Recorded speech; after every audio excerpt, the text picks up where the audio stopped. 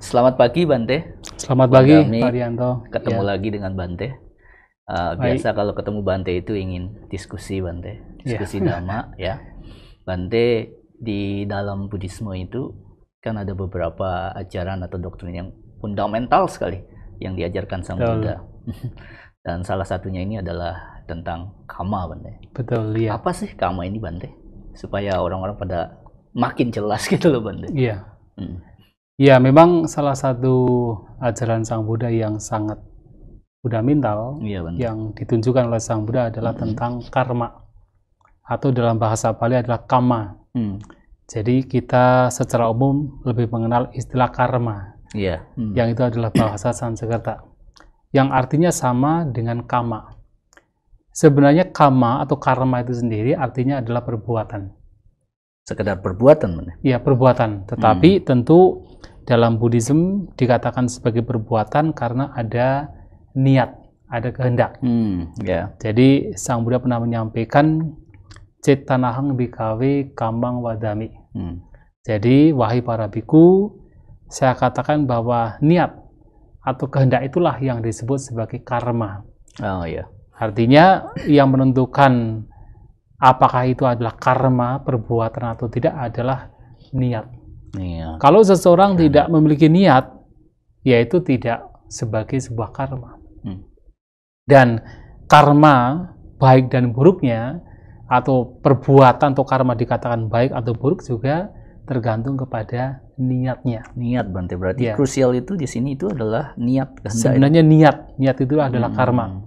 Walaupun tentunya ketika seseorang telah memiliki niat, Ya. kemudian ia akan melanjutkan perbuatan tersebut, baik melalui ucapan, perbuatan jasmani, dan juga melalui pikiran.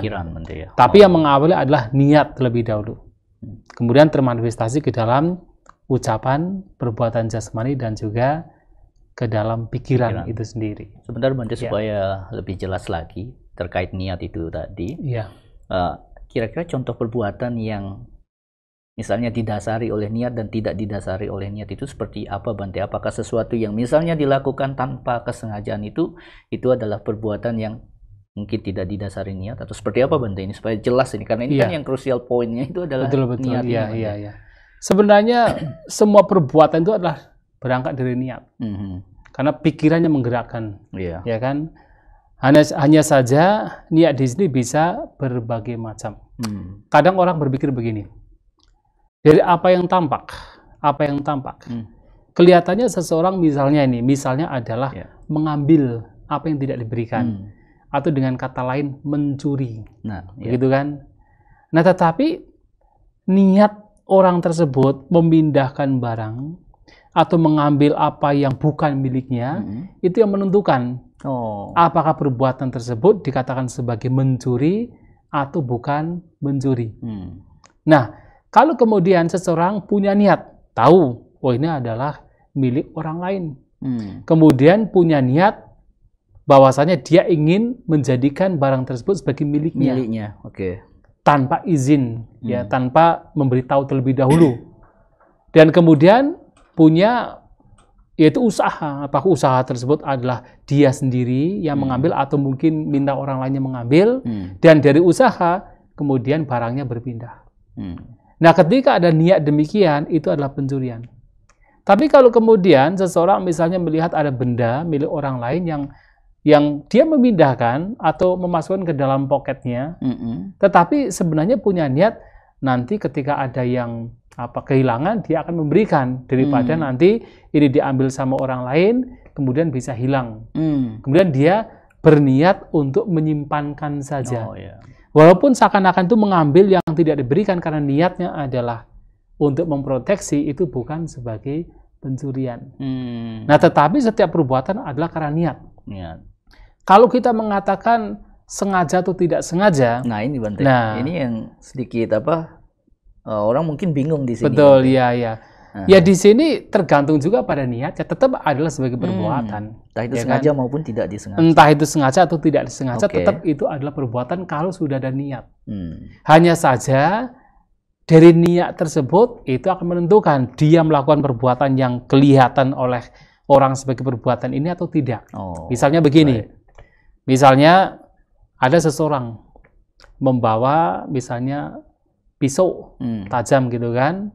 Nah kemudian pada saat itu dia berjalan. Tanpa sengaja pisaunya menusuk orang lain kan. Ya pada waktu itu karena dia tidak punya niat untuk membunuh gitu kan, atau melukai, yaitu bukan sebagai perbuatan membunuh. Tetapi niat pada waktu itu apa? Niatnya hanya berjalan, maka dia hanya sekedar berjalan saja. Perbuatan berjalan.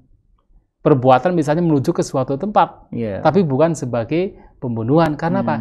Niatnya bukan untuk membunuh. Dia tidak sengaja pisaunya menusuk orang lain. Apalagi kalau kemudian pada waktu itu misalnya tanpa ada niat untuk melakukan apapun, tiba-tiba tangannya misalnya terpukul oleh sesuatu atau terlempar oleh angin, kemudian tangannya kemudian misalnya ini contoh saja menusuk orang tertentu, yaitu bukan sebagai perbuatan. Karena tidak ada niat sama sekali. Tidak ada niat untuk menusuk, tidak ada niat untuk bergerak, dan sebagainya. Itu karena apa? Karena ada angin, misalnya begitu. Itu bukan sebagai perbuatan. Ya, dengan penjelasan seperti ini, saya yakin banyak akan bisa lebih jelas Bante memahaminya. Bisa dilanjut Bante terkait karma ini. Iya, dan juga yang perlu kita ketahui bahwasanya karma juga ada karma yang buruk, ada juga karma yang baik. Iya. Karena sekarang kan banyak sekali orang yang selalu mengidentifikasi karma itu sebagai yang buruk-buruk saja kan. Umumnya begitu Bante ya. Dan juga begini, kalau misalnya ada orang misalnya kena kecelakaan gitu musibah, itu karmanya gitu kan. Padahal pertama karma itu adalah perbuatan. Itu bukan karmanya. Lebih kepada itu buah dari karma. Harusnya begitu, buah dari perbuatan. Bukan itu karmanya. Ya kan, tapi itu adalah buah dari karma. Tapi itu pun juga tidak hanya satu sisi saja. Ketika orang melihat misalnya orang terkena musibah, kecelakaan, baru kemudian itu karmanya. Tidak demikian. Bahkan ketika melihat orang yang memiliki kekayaan, kesuksesan, memiliki wajah yang rupawan, ya kita juga bisa bilang itu buah dari karmanya. Jadi karma itu bisa karma baik, bisa karma buruk. Dan karma baik dan buruk ini juga tergantung pada pikiran yang mendorong seseorang berniat untuk apa. Nah, kalau pikiran tersebut didorong atau niat tersebut didorong oleh keserakahan, oleh kebencian, oleh ketidaktahuan mana yang baik, mana yang buruk, itu disebut sebagai karma yang tidak baik, karma yang buruk. Nah, kalau kemudian ternyata perbuatan tersebut atau yang muncul dari niat tersebut didorong oleh kedermawanan misalnya, didorong oleh cinta kasih, didorong oleh kebijaksanaan, maka itu adalah karma atau perbuatan yang baik. Yang mana dua jenis perbuatan ini secara garis besar, semuanya akan memberikan buah. Jadi tadi Bante menyebutkan akarnya yang menjadi asal muasal dari perbuatan itu sendiri. Ada yang buruk kemudian ada yang baik. Menarik ya Bante. Jadi dengan penjelasan ini sebetulnya akan gamblang sekali sebetulnya orang-orang di luar sana bisa memahami supaya tidak selalu menjudge bahwa ketika seseorang mengalami celaka atau musibah kemudian itu lantas langsung dijudge sebagai itu karma. Betul. Dengan ini akan bisa lebih jelas Bante. Dan juga kalau kita bicara begitu kan tidak hanya yang kena musibah saja. Kita juga harus melihat orang yang sukses, orang yang bahagia, orang yang hidup harmonis, yaitu juga karmanya, perbuatannya, karena dia melakukan kebajikan, hal-hal yang baik, maka dia mendapatkan hal yang baik juga. Buah yang baik. Buah yang baik. Jadi buah ini juga penting karena apa? Karena perbuatan pasti memberikan buah, gitu kan. Maka ada satu perumpamaan, perumpamaan diberikan oleh Sang Buddha untuk menjelaskan tentang buah karma. Yang belum menyampaikan bahwasanya seperti halnya benih yang ditabur. Itulah buah yang akan dipetik. Pembuat kebajikan mendapatkan kebahagiaan, pembuat kejahatan mendapatkan penderitaan. Jadi seperti benih yang ditabur. Ya tisang wapati bijang. tadi sang labahati palang itulah buah yang nanti akan dipetik, akan diperoleh. Oh, iya. Ya, ini perumpamaan yang mudah sekali untuk kita jadikan sebagai referensi. Ya, kalau misalnya orang menabur bibit padi misalnya gitu kan, ya, pasti kan nanti buahnya adalah padi. Bukan jagung ya. Iya. Kalau kita menabur buah jagung, bibit jagung, ya nanti pasti buahnya adalah buah jagung, bukan kelapa. Artinya karma ini universal sekali ya Bante ya? Universal. Dan karma ini sebenarnya ya mengacu atau katakan akan dialami oleh setiap orang. Setiap orang. Bahkan setiap makhluk. Tidak hanya manusia saja. Jadi siapapun tanpa melihat latar belakang bangsanya, sukunya, kepercayaannya, dalam pemahaman ajaran Buddha, ya siapapun hidup sesuai dengan karmanya, perbuatannya masing-masing. Oh iya. Ya. Berarti tidak memandang siapa-siapa ya Bante. Hukum karma ini berlaku untuk setiap orang. Bahkan setiap makhluk. Setiap makhluk. Iya. Iya Bante. Ya. Kemudian Bante, kalau kita lihat di beberapa misalnya sumber referensi di dalam ya buku-buku Buddhis biasanya Bante, itu kan kita temukan ternyata karma itu bisa bervariasi Bante, bisa Betul. banyak bagian-bagiannya, klasifikasinya Bante, seperti Betul itu. Sekali. Ya, lantas bagaimana Bante? Kadang kan orang melakukan perbuatan itu kan Bante ya, ada yang mungkin yang sangat buruk bahkan, tapi ada juga mungkin yang melakukan perbuatan itu tidak buruk-buruk banget lah Bante, misalnya biasa-biasa saja. Bagaimana Bante kita bisa memahami klasifikasi karma ini Bante? Iya. Ya, dalam hal misalnya urutan dia memberikan buahnya Bante, karma atau perbuatan yang kita lakukan itu Bante. Iya, memang betul sekali. Di dalam terutama kitab ulasan atau kitab suci yang menjadi pengulas dari khotbah-khotbah Sang Buddha, termasuk Abhidhamma Sanggaha. Ada juga kalau kita perhatikan ada suta namanya Dewa Duta Suta.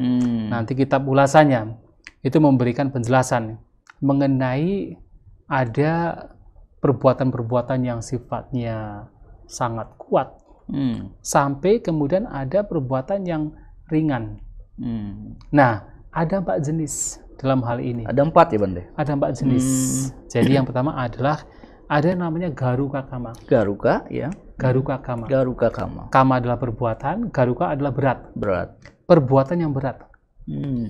Nah, ini adalah perbuatan yang memang ketika dilakukan itu akan memberikan buah terlebih dahulu. Karena terlalu berat.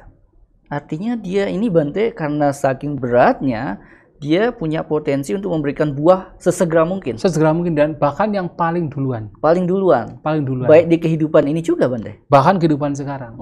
Tapi umumnya adalah kehidupan yang akan datang. Itu yang paling duluan.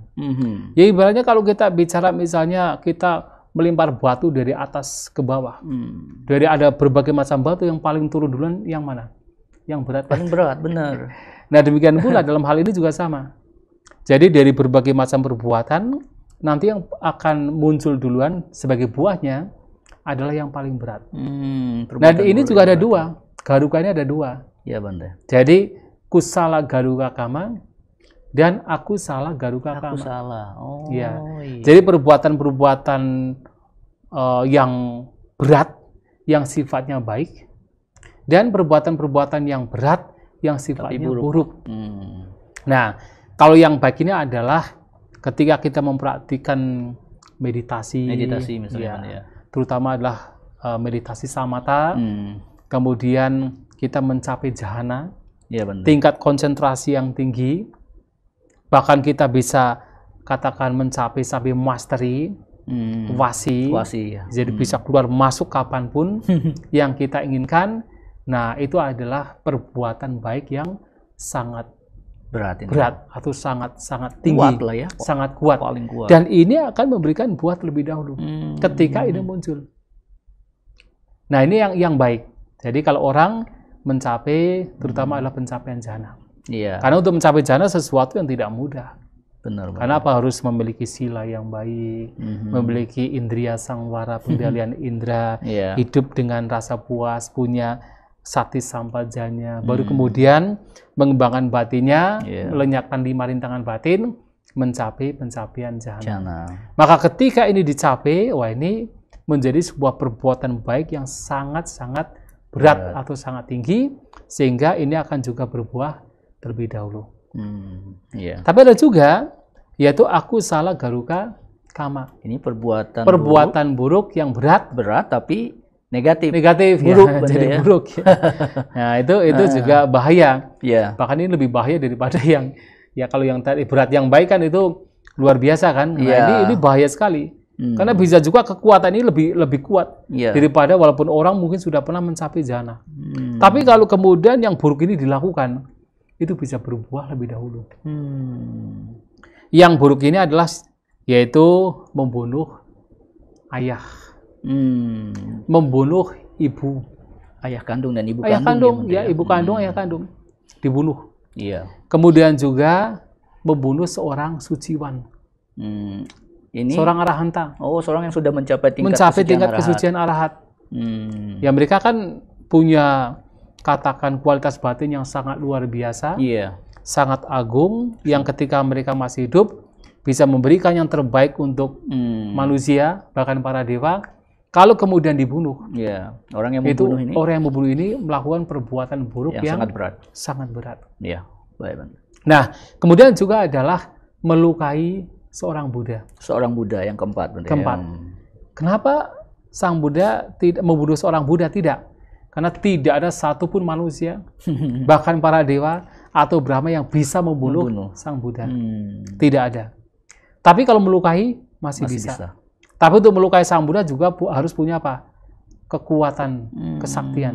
Benar. Kalau tidak ya nggak bisa. Dalam sejarah perjalanan kehidupan sang Buddha ada satu orang Dewadatta yang bisa melukai sang Buddha. Dewadatta. Nah ini penting. Mengapa tadi saya mengatakan bahwa perbuatan yang buruk, yang artinya perbuatan kusala garuka kama ini, yang buruk ini itu kadang-kadang bisa lebih kuat ketimbang perbuatan baik yang berat. Buktinya adalah Dewadatta. Dewadatta ya Bante. Dewadatta ini sebenarnya sudah pernah mencapai jana. Kemudian hilang. Bahkan hilang. Mencapai jana, punya kekuatan gaib, tetapi kemudian dia melukai sang Buddha. Nah, kekuatannya hilang, jananya hilang. Nah, dia sebagai dampaknya meninggal, terlahir di alam menderita, bahkan alam neraka yang terbawah. Nah, kemudian juga ada memecah belah sangga. Ini yang kelima. Yang kelima itu juga salah satu perbuatan berat yang buruk.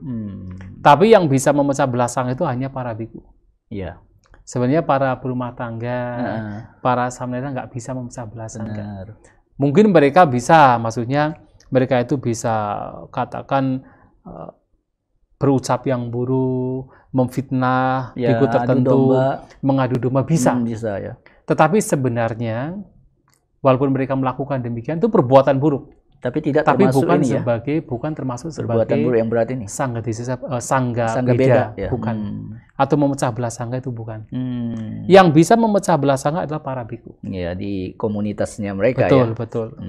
Karena kan para biku harus sadar juga bahwasanya kalau ada umat yang mengatakan ini dan itu, ya kita tidak langsung percaya. Tidak langsung kemudian kita mengambil satu sisi gitu kan. Mengambil satu kelompok gitu. Nggak begitu.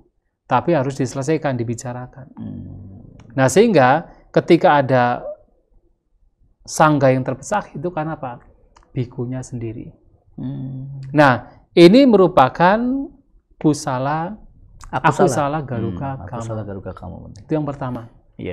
Baik. Nah, jadi Bante ini sangat menarik, dan dari penjelasan Bante sangat jelas sekali ya. Kalau dilihat kama ini dari urutan memberikan buahnya, garuka kama ini yang akan memberikan buahnya terlebih dahulu, Bante. Betul sekali. Bisa dilanjut Bante untuk yang kedua. Jadi yang kedua itu ada yang namanya asana kama. Asana kama, Bante. Asana kama itu adalah ini semacam perbuatan yang terjadi menjelang ajal. Jadi sesaat sebelum mengalami kematian ya, Bante? Sesaat sebelum mengalami kematian. Menjelang kematian.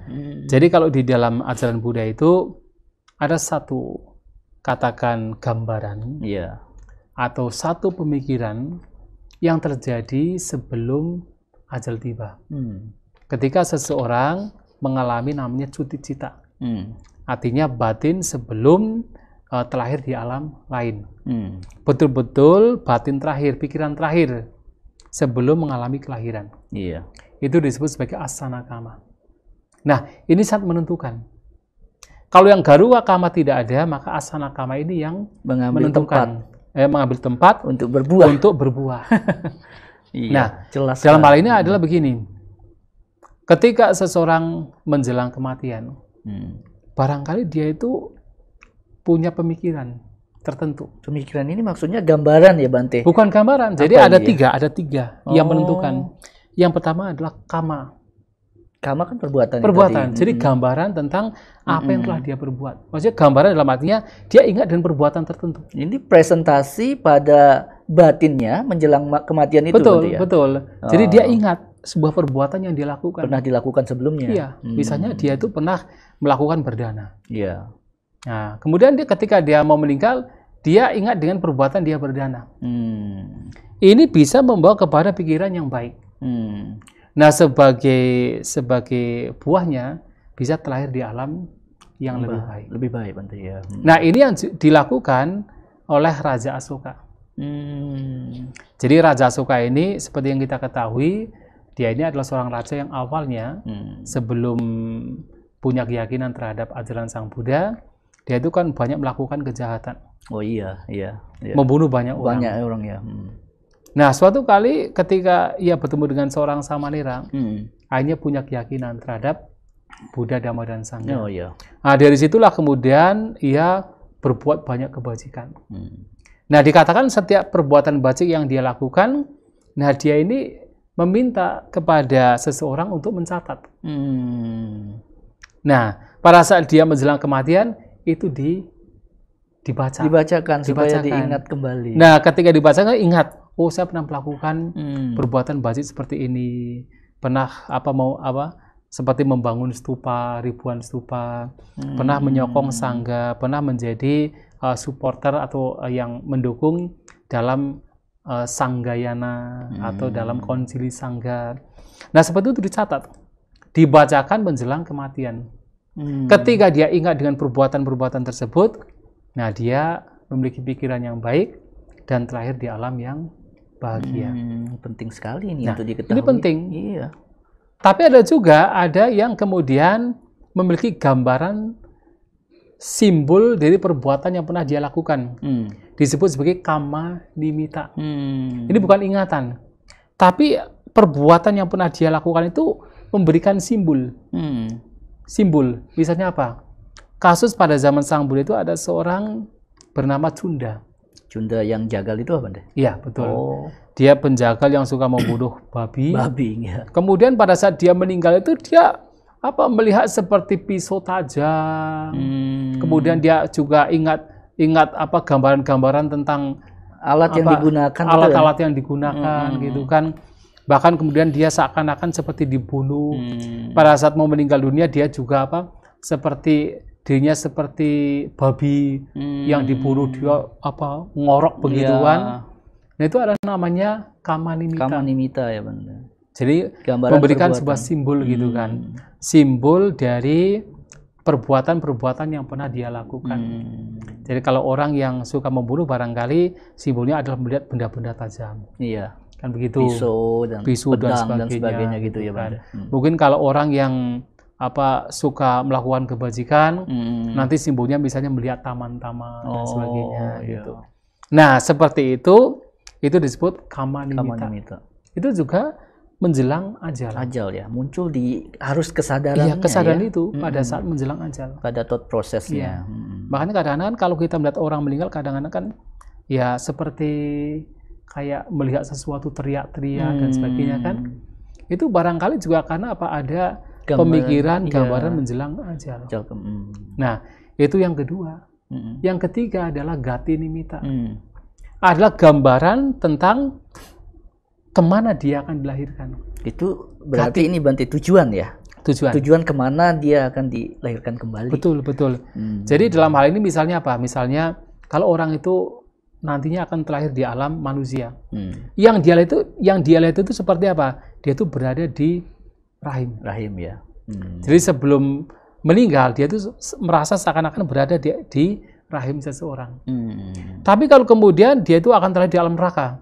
Dia itu sudah merasa dirinya itu berada di satu kayak perapian begitu. Iya. Yang identik dengan api lah, Bante. Identik dengan alam neraka. Alam neraka, betul. Api, panas. Atau kalau dia itu mau terlahir di alam, misalnya alam dewa, itu dia itu merasa seperti sudah berada di alam dewa. Jadi sudah ada kayak kereta datang menjemput itu ya, dalam kasus Damika itu ya, seorang rumah tangga Damika kan dijemput oleh para dewa gitu kan. Artinya apa? Itu adalah gati mimita. Nah, ini adalah hal-hal yang muncul menjelang ajal. Dan itu sangat penting, krusial Bante, karena itu sangat menentukan sekali untuk kelahiran kembali orang yang mengalami kematian. Betul. Mungkin itu juga alasannya ya Bante, kenapa yang saya perhatikan juga di negara-negara Buddhis itu ketika orang misalnya sakit dan menjelang mengalami kematian, mereka itu sering sekali diingatkan untuk kebajikan-kebajikan yang pernah mereka lakukan. Bahkan kadang juga kalau memang memungkinkan, masih memungkinkan, mereka diajak untuk berbuat baik Bante. Iya, betul sekali. Bahkan ada yang diajak ke pagoda misalnya kalau itu Bante. Atau diusahakan supaya momen-momen itu untuk melakukan perbuatan-perbuatan baik. Betul sekali, karena itu akan menentukan kemana dia akan dilahirkan. Iya ya, penting terutama sekali untuk memunculkan pikiran terakhir. Itu sebagai asana kama. Baik, jadi garuka kama paling berat. Jika garuka kama ini tidak ada, maka yang akan mengambil bagian tempat untuk berbuah adalah asana kama ini, yang kedua ini.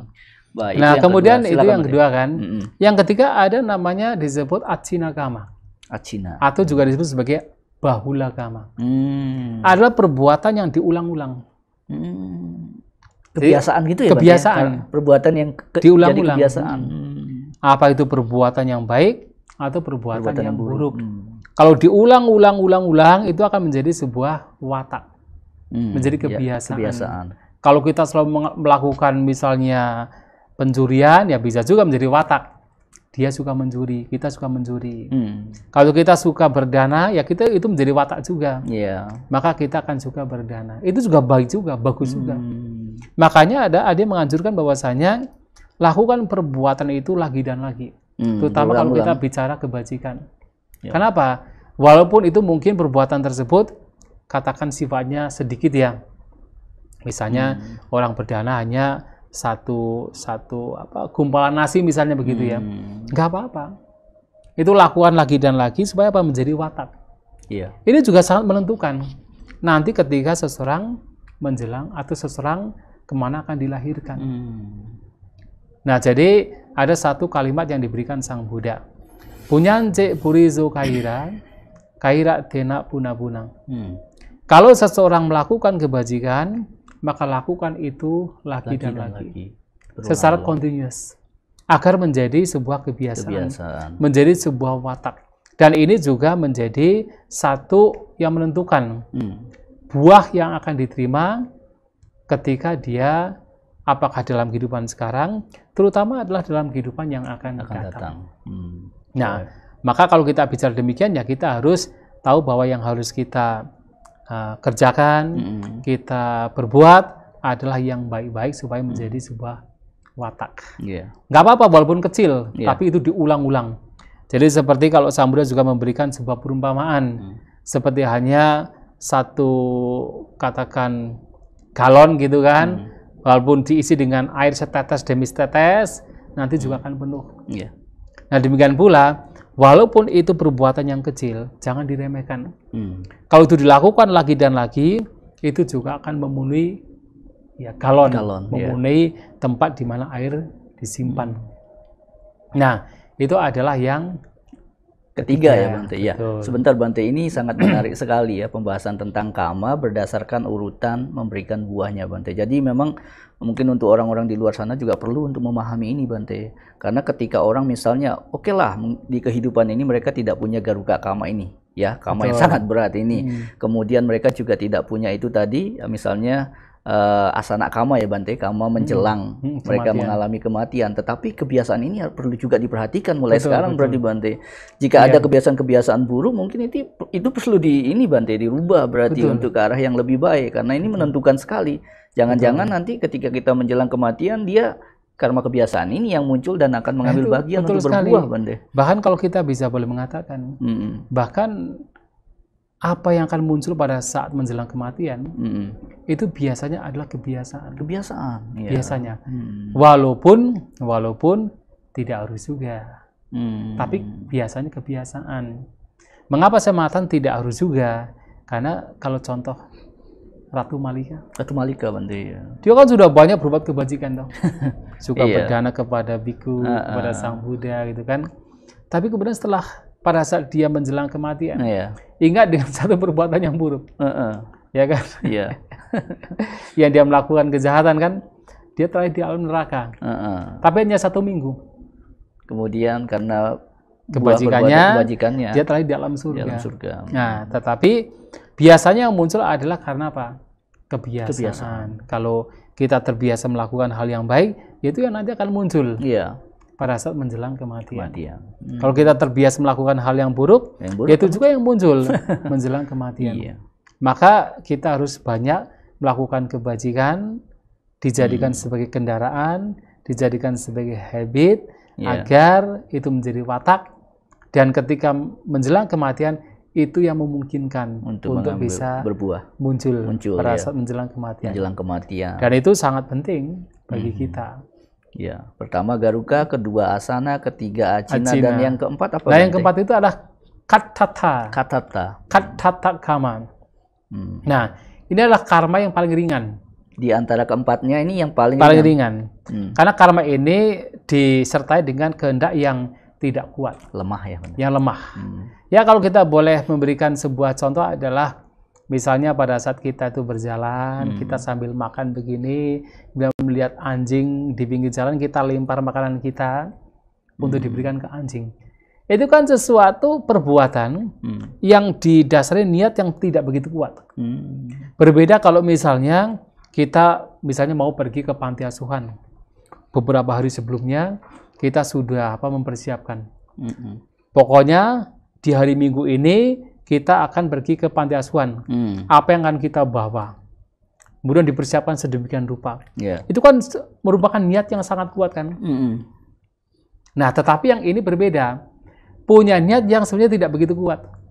Dan ini juga bisa menjadi kekuatan ketika orang meninggal. Bisa mengondisikan untuk kelahiran selanjutnya. Menentukan juga ya. Makanya hati-hati walaupun katan kita berbuat sesuatu, jangan memandang itu remeh. Harus benar-benar aware ya Bante ya. Bisa kan kadang begini, kadang-kadang ya. Misalnya seperti tadi misalnya. Pada saat kita itu sedang berjalan di pinggir jalan, kemudian kita melempar makanan ke anjing. Remeh kan? Iya. Tetapi tiba-tiba kita ketabrak mobil. Bisa juga ingatan kita ketika meninggal adalah memberikan makan kepada anjing. Nah, itu yang bisa menjadi, ya katakan, perbuatan yang memberikan buah pada saat dilahirkan ke alam lain. Jika ketiga kama sebelumnya tidak memiliki potensi untuk ini, maka ini itu tadi yang akan menentukan sekali. Dan itu pun juga harus kita mulai sekarang berusaha untuk jangan meremehkan sesuatu yang sepertinya tidak memiliki kekuatan yang tinggi, kekuatan yang besar. Ya mungkin pada saat kita melakukan sesuatu, kemudian kita melakukan kejahatan yang misalnya kecil gitu kan, kelihatannya sepele gitu. Kalau tadi kan melemparkan makanan ke anjing gitu kan, itu kan bagus. Tapi kemudian lihat anjing tiba-tiba kita tendang anjing gitu kan, itu kan itu muncul dari sebuah kebencian gitu kan. Benar. Walaupun seakan-akan itu sepele, tapi bisa juga ini menjadi kondisi untuk penyebab orang akan terlahir di alam yang tidak baik. Yang ketika tiga pertama tidak ada. Nah, jadi jelas ini empat yang kalau melihat kama seperti ini Bante, dengan berdasarkan pada urutan memberikan buahnya. Jelas sekali Bante. Saya bisa memahami seperti yang Bante jelaskan Bante. Ada garuka, asana, acina, dan yang terakhir ini adalah kata kama ya, Bante. Betul. Jadi setiap perbuatan itu akhirnya ya ternyata akan memberikan buah juga Bante. Betul sekali, betul sekali. Ya, entah itu perbuatan baik maupun perbuatan yang buruk. Ya. Dan tentunya kalau kita masih ingin, kalau kita bisa ingin berputar-putar di alam tumbal lahir, ya kita harus selalu mengisi hidup dengan kebajikan. Jadi walaupun itu sepele, simpel, sederhana, ya kita berusaha untuk melakukan hal yang baik, kebajikan. Iya. Melihat dari itu Bante, ternyata kemudian saya dalam benak saya memang terpikir bahwa setiap perbuatan yang kita lakukan, ya pada akhirnya memang itu akan menjadi fuel untuk memperpanjang samsara jadinya. Oh iya, betul. Bagaimana menurut Bante ini, ya hendaknya kita seperti apa menyikapi kama perbuatan kita dalam kehidupan sehari-hari Bante? Iya. Apa yang harus kita lakukan? Meskipun kita sekarang mungkin aware, Bante tahu bahwa ya ternyata setiap perbuatan ini akan membawa kita pada pusaran lingkaran samsara ini Bante. Ya memang setiap apa yang kita perbuat itu pasti membawa kepada lingkaran tumbal lahir. Kadang kita terlahir di alam yang lebih baik karena kusala garuka karma tadi. Perbuatan baik yang berat, yang berat gitu, pencapaian jana itu tadi ya Bante ya. Tapi kadang-kadang terlahir di alam yang menderita karena aku salah garuka karma. Bisa juga karena apa? Acina kama atau asanya kama atau katata kama yang tidak baik. Bisa juga kita terlahir di alam baik karena apa? 3 yang terakhir juga itu baik. Ya, asanya kama kita juga baik, acina kama kita juga baik, katata kama kita juga baik, itu bisa. Tapi selama kita melakukan perbuatannya terus akan membawa kepada tumbal lahir. Ya belum bisa terbebaskan jadinya. Betul. Kita Bante. Makanya sebenarnya dalam ajaran Buddha pada akhirnya kita tidak berhenti pada karma. Tapi Sang Buddha menunjukkan kita keberadaan karma dengan tujuan supaya kita tahu selama kita dicengkeram oleh karma, kita masih harus bertumbal lahir. Maka praktik dhamma pada akhirnya adalah bagaimana kita bisa terbebas dari karma. Jadi ada jalan Bante untuk melampaui karma itu sendiri. Jalannya masih perbuatan juga, tetapi perbuatan yang menghancurkan perbuatan. Disebut ini menarik Bante. Siapa ini Bante yang bisa sampai mungkin melampaui karma itu sebenarnya sendiri? Sebenarnya kita semua bisa melampaui asal melakukan ini. Iya. Bagaimana itu Bante? Jadi tadi saya mengatakan ada perbuatan yang menghancurkan perbuatan, disebut kama kayang sangwatati. Perbuatan yang mengarah pada hancurnya perbuatan itu sendiri. Apa? Praktek jalan mulia berunsur 8. Itu ya. Jadi praktek jalan mulia berunsur 8 memiliki mengembangkan pandangan yang benar, pikiran yang benar, pada akhirnya nanti juga ucapan, perbuatan, mata pencaharian juga benar, daya upaya benar untuk melenyapkan kotoran batin, memiliki sati perhatian yang benar, selalu melihat ke dalam batin dan jasmani, melepaskan kotoran batin, dan kita mengembangkan keteguhan batin yang benar, yang muncul karena 7 faktor yang tadi dari jalan mulia berunsur 8. Nah, praktek inilah yang nantinya pada akhirnya mengarah kepada hancurnya karma. Nah, hancurnya karma tidak lain adalah nibbana itu sendiri. Dan tentu yang sudah katakan mencapai itu adalah seorang arahanta. Yang telah menghancurkan segala bentuk kotoran batin adalah orang yang sudah terbebas dari karma. Tidak makanya, ada ini Bante ya, karma apapun yang mampu membawa dia untuk ke kelahiran tidak ada. Makanya kan sudah dihancurkan. Makanya kan dibedakan dengan orang biasa dengan seorang arahanta. Perbuatan mereka disebut kiriya. Bante. Karena apa? Sudah tidak bisa menjadi bahan bakar yang mengarah kepada kelahiran kembali. Tapi jalan yang mereka praktikkan ya adalah jalan mulia berunsur 8. Nah, kita sebagai umat Buddha yang meyakini ajaran Sang Buddha yang tujuannya adalah untuk terbebas dari sangsara, adalah kita berusaha mempraktikkan jalan mulia berunsur 8. Yang ini adalah praktek yang nantinya membawa kepada hancurnya karma itu sendiri. Nah, sebagai puncak dari hasil praktek Jalan Buddha 78 adalah seorang arahanta. Yang mencapai kesucian arahanta. Kesucian arahanta. Tapi selama mereka masih hidup, ya mereka masih mendapatkan buah karma. Iya. Dari perbuatan-perbuatan yang lampau. Lampau sebelumnya. Ya. Misalnya ya seperti Bhante Mahamoggallana. Anggulimala. Bahkan Sang Buddha sendiri kan, Sang Buddha sendiri, Anggulimala juga ya. Benda. Kan walaupun mereka seorang arahanta, perbuatan-perbuatan buruk yang lampau juga masih memberikan buah. Yang baik juga berbuah juga. Tetapi untuk kelahiran selanjutnya sudah tidak ada lagi. Sudah tidak ada, karena apa? Sudah tidak ada bahan bakar. Bahan bakar, benar. Yang membawa mereka untuk dilahirkan kembali. Iya. Nah, ini yang menjadi tujuan yang paling penting kita memperhatikan ajaran Sang Buddha. Untuk hancurnya karma kan, Bante? Hancurnya karma. Baik. Terima kasih sekali, Bante. Penjelasannya sangat jelas sekali terkait dengan karma ini. Semoga juga ini bisa dipahami juga oleh kebanyakan orang, Bante. Terima kasih atas penjelasannya, Bante. Oh iya, baik. Terima kasih. Namo Buddhaya.